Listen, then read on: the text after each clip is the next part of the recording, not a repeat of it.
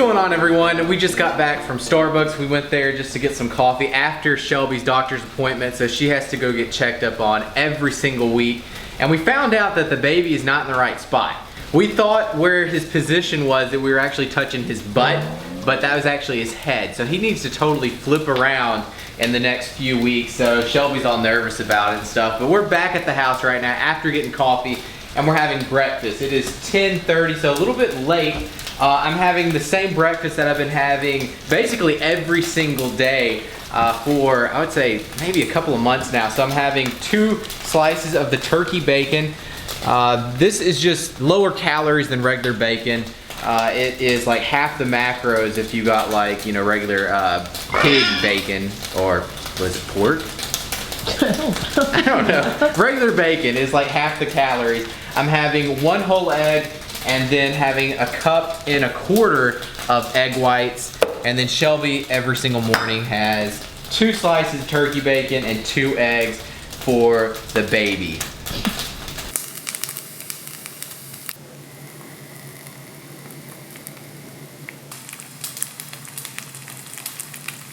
A lot of y'all already know this, but I like to keep my breakfast very low carbs and higher fat. So I like to have my, drop some eggs for Gainer. I like to have healthier fats in the mornings, and then later on throughout the day I'll have carbs. The reason why is because of energy. I find that if I have higher carbs and higher protein in the morning and no carbs, I have more energy for longer. And if I have carbs, like a big bowl of oatmeal in the morning, I find that around 11 or 12 o'clock I need a nap. So I don't like taking naps, and Shelby knows that. I just do not. I'm not one of the people that take naps, and if I do, you know I'm so exhausted. And there's the finished omelet with almond butter on top. So I like to put almond butter or peanut butter on my eggs. It is delicious. And the reason why I'm having lower carbs today too is because we are debating whether or not to have my cheat meal today. So I'm having like 1 cheat meal a week right now. And the last time I had it was Saturday. And speaking of Saturday, I had something happen big time to my lower back. I woke up in the middle of the night with just crazy pain.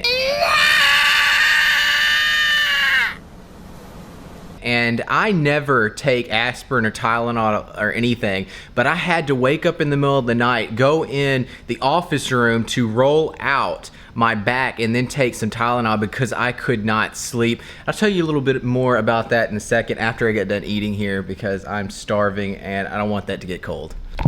Okay, so done eating, let me explain. So Saturday, I woke up in the middle of the night, could not sleep because my back just like seized up. I have never had this kind of pain in my lower back. Now I have lower back pain before, like my disc and stuff like that, but this was completely different. Shelby diagnosed it and said it was sciatica. Sciatica. She said it was sciatica. She's had it before. I've never had this before. And most of the time when I have back issues, it is from me like deadlifting or squatting. You know, I can actually feel it happen, like something gives when I'm working out. But this was just in the middle of the night, doing absolutely nothing, and it just like gave out. And so I could not stand up or sit down without being in major pain. So if I like sat down and tried to stand back up, I would get like locked right about here and actually have to push up on my knees or grab something and actually lift myself up. Shelby, the pregnant girl, was actually helping me up. So she was like pulling me up because it was just so bad. So I did not work out Saturday or Sunday. And for me to skip the gym at all, you know I was in some major pain, because even if I have an injury, I still will go to the gym and work around it, do like a different muscle group. But I could not stand up without like literally picking up on stuff. So I'd be at the gym, if I did go to the gym, asking other people, hey, you don't have to spot me, but can you like stand me up here? So I didn't want to do that, so I took off Saturday and Sunday. Monday, it started to feel a little bit better where I could go to the gym, but it still hurt. And today is Thursday, and I feel completely better. So it's weird how the back issue just slowly seem to heal itself. Today I'm actually deadlifting, so that is going to be the true test. I did legs yesterday and squatted, and today it feels completely fine. So I think tomorrow's going to be the test because I'm deadlifting today. And the only thing that really helped it was using a heat pad. So that's another reason why we found out that it was sciatica, is because of heat. Most of the time when I have back issues where it's muscle, you want to use ice, but you know, ice didn't seem to do anything, so the heating pad helped a whole lot. So anytime I would sit down, I would have a heating pad on my back, and after having the heating pad on there for like 10 to 15 minutes, I could actually stand up better because it didn't hurt so bad. So this is Shelby's attempt to try to flip the baby around. The doctor told her, do not Google this and do not try to flip that baby around. And of course, she Googled it, and now she is like laying upside down trying to flip this baby around. Okay, not upside down, but my hips are elevated. Her hips are elevated. So yeah, she's trying to get him to turn around. So they said if he doesn't turn around, then we're gonna have a scheduled C-section. Worst case scenario. A week early. So a week early. So she's hoping not to have a C-section because of course she wants to do a natural birth. But I told her, don't worry about it, because a lot of the times you can induce labor if you stress about it. And Shelby is one of those people that stresses over everything. So this is gonna be tough for her to actually just chill out and not make this baby come early. So in my last video, I was talking about Logan Paul and KSI's boxing fight. And I personally think Logan won the fight. I think he won more rounds, for any of y'all that care or watched it at all. Now, I think that when it was so close, because yes, KSI started to come back in the last few rounds, but I think Logan ended up winning, you know, more rounds. But they called it a draw, and then, you know, a lot of people are saying it was rigged. Now, I think the judges, when it was so close, they decided to make it a draw to make more money in February, because they're having a rematch in February. And talking about that rematch, I'm gonna try my hardest to actually box in February at this YouTuber's event. Now, I know I'm not the biggest YouTuber out there at all, but I'm gonna try to find someone that will actually box me. I think that would be the neatest thing. I think it would be a neat challenge because I've never boxed before.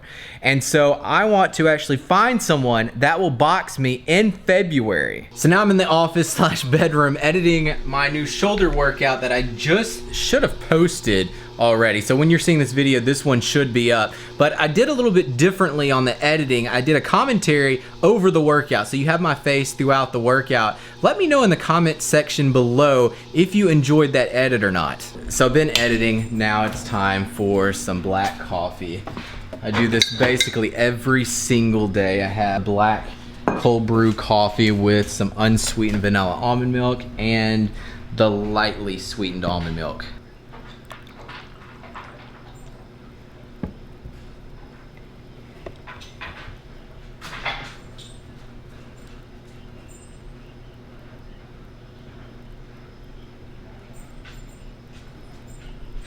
Just got that video up on YouTube, that shoulder workout. Now I'm having a protein bar by MuscleTech, the protein candy bar, my favorite protein bar. And I want to answer a question I got on YouTube, and this is from BZ3 Gamer. And he asked, when you're bulking or on a calorie surplus, do you still work abs? And if so, how many times a week? And I answered him in the comment section, but I wanted to answer it to you guys too, because a lot of people ask me this exact question and they're curious to know, do I work my core only when in a cut? And I actually work my abs and stuff more when I'm in a calorie surplus, because of course abs are like any other muscle group that you need calories to help grow. So if I'm trying to really build up my core, I'm gonna work it when in a bulking phase more than I am in a cut. Now I work my core year round, even when I'm in a cut or surplus, but the reason why I do it in a cut is I'm trying to preserve my muscle, because when you're in a hardcore cut, you run the potential risk of losing muscle. And so working my core all the time in a cut, it'll help preserve the muscle mass that is in my abs. And so when I'm in a bulking phase, I'm trying to really build up my core. And so I use heavier weights during my workouts and stuff when I'm in a calorie surplus. And then I'll work my abs about 3 times a week right now. When I was younger, when I was really trying to build up my core, I worked them a whole lot more, and I really saw a lot of good results doing that. Now, if you're curious to know what my ab routine is like, bodybuilding.com and me did a 30-day ab program, and it's actually on bodybuilding.com. I never told y'all about this. I totally forgot to let y'all know that my program is on bodybuilding.com. So if you want to check out that routine, just scroll down. It will be in the description box and sign up. It is a great program. I did a lot of work with bodybuilding.com to get this program to you guys, and I've been seeing a lot of people get some incredible results so far, and it hasn't even been the full 30 days. I think when it got posted, I think it was only like 20 something days, and a lot of people are already seeing major results through it. So if you want to check that out, just scroll down there and sign up. Now, all ready for the gym. It is 4:30, a little bit later than what I was hoping to get to the gym, but oh well. Thursday night, it shouldn't be that packed. So I just got my pre-workout, my Vapor X5, MuscleTech, and I got my water over here, and I'm not even sure what I'm gonna be working. When I was putting on my pants, my jogger pants, just a minute ago, I had my foot up like this, pulling on them, and my back started to actually hurt a little bit. So I'm scared that deadlifting today might not be the greatest idea. So I'm gonna lay off the deadlifts today. I think I'm gonna work arms and shoulders, but I'm not 100% sure until really I get there in the parking lot, and when I get into the gym, I kind of go off how I feel. What's going on, everyone? Hope you're enjoying the video so far. So when I was walking to the gym, I decided just to do an arm workout to make sure I don't tweak my back any worse than what it already is. So I started off with barbell heavy curls. I did 6 sets of 8 to 10 reps, and if I could do more than 10 reps, I would just up the weight. Then on the last set, the 6th set, did a double drop set. And after those barbell curls, went on to more barbell curls, but I used the FatGrips. The FatGrips are great to engage your forearms more. You're not able to use extremely heavy weight with the FatGrips. So I did an extra 4 sets, and then on every set did a drop set. So I did 4 sets with the FatGrips. And when I would hit failure, I would just drop the weight by around 10 pounds on each side and then go to failure again, and I did 4 sets of those. So that's already 10 sets of straight bar curls. But if you never use FatGrips, I can't really explain to you how it works differently, but it does. And if you have a gym that has fat bars, you don't have to buy FatGrips. This gym that I work at just has like really skinny bars. So FatGrips are great, like I said, just to engage your forearms a little bit more. And then it works your biceps, I feel, a little bit differently. So I think they're a great tool to use sometimes. So after those barbell curls, went on to preacher curls. I did 4 sets of 12 reps on each arm. So I do one arm, then the other arm, and then rest only 40 seconds in between arms. The reason why I'm only resting 40 seconds in between arms and not like a minute to a minute and a half is because when one arm is working, the other arm is resting, of course. So you don't have to rest the full like minute to 80, seconds in between sets because your arm is actually resting in between. So like I said, wanted to do an arm workout and not shoulders, because sometimes shoulders actually messes with my lower back when I'm doing overhead press heavy. I guess I arch my back a little bit, so that's the reason why I didn't decide to do shoulders with this arm day. After those preacher curls, went on to 4 sets of standing dumbbell curls with the FatGrips, and then I would do a drop set. Actually, I didn't drop the weight, but I just took off the FatGrips. So like I was saying before, putting FatGrips on anything makes the exercise harder. So what I would do is do standing alternating dumbbell curls for around 10 to 12 reps, and then immediately, like I'm doing right now, drop the weight and then take off the FatGrips. So I would use the exact same weight, but just take off the FatGrips and then squeeze out another like 5 to 6 reps on each arm. And I did that for every set. So I did 4 sets of those, and that was a killer because you're not dropping the weight, you're just taking off those FatGrips. This is where it gets interesting. So a lot of y'all, if you've been watching my videos for a long time, know I like to do intraset stretching. And so this is what I'm doing on this exercise right here. So I did 4 sets of 12 reps with 35 pounds on the incline bench curls. And then on the last set, the 4th set, I did what I'm doing right now is intraset stretching. So what I would do is like 8 reps and then hold the stretch position for 30 seconds and then drop the weight. So I went from, I think, the 35s to the 25s, and then curled as many reps as I could do and then holded the stretch like I'm doing right now, and then drop the weight and then go down to the 15 pounds, curled as many times as I could do, and then stretch again for 30 seconds and then curl once more. And then that was that last set. And so that whole set right there, man, how long is that? That'd be like a 3 to 4 minute set. And it is extremely painful to do intraset stretching. If you've never done it before, give it a shot, give it a try.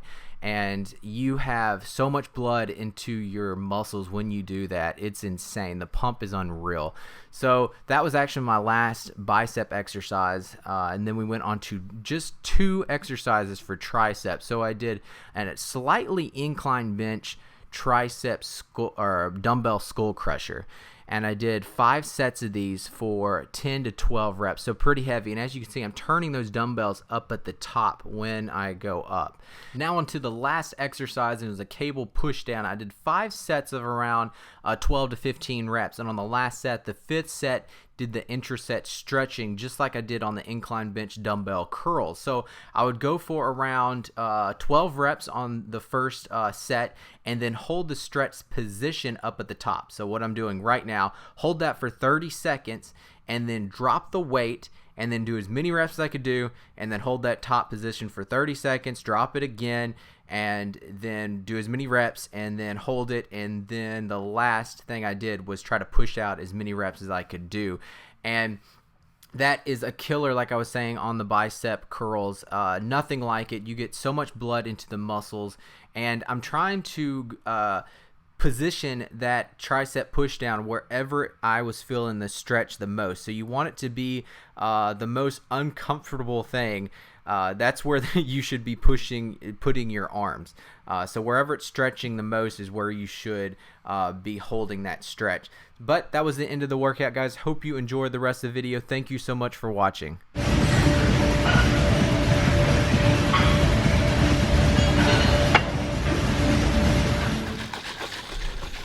So done with that workout, and I'm taking my CellTech Hyper Build. This is my creatine product from MuscleTech, and then I'm gonna have a protein shake, but I'm not gonna drink it. I'm gonna have it in my cereal. So I'm gonna have a bowl of cereal and then pour the protein powder on top of that, and then have almond milk, the unsweetened almond milk for the liquid in there. And that's gonna be my fast absorbing carbs with my protein. So there's my protein powder mixed with Cocoa Pebbles. Best combination right there. It's all chocolate peanut butter. I'm gonna pour the almond milk on top of that. Delicious. Now it is dinner time. Check it out. Having some chicken and vegetables. This is like green beans with carrots and 6 ounces of chicken breast. So as you can see, not having a cheat meal tonight. I think we're gonna do that tomorrow night on Friday night. So just keeping it healthy tonight, lower carbs, plenty of protein, and then having a Coke Zero with that. So now it is dessert time. I'm having one of these Enlightened bars, the peanut butter flavor. The salted caramel is really good as well. This is only 100 calories. Tomorrow, we're gonna take Mr. Gaines to go get trained. So a lot of y'all know we have a 3-year-old boxer, and he's a little handful. So the reason why we're getting him trained is because he attacks other dogs, and we get embarrassed all the time. So we take him to any kind of park area. He tries to get to any dog he sees, and then he doesn't like attack them where he bites them and draws blood and stuff, but he attacks them to where he wants them to know that he's the boss. So we got to get him trained to get that all fixed, because it's just embarrassing, really. So we're gonna do that tomorrow, and that's gonna be a separate video. But guys, I'm gonna end the video here. So thank you so much for watching, and if you enjoyed it, please give it a thumbs up. Be sure to subscribe, and I'll see y'all next time. All right, guys, peace. What's going on, everyone?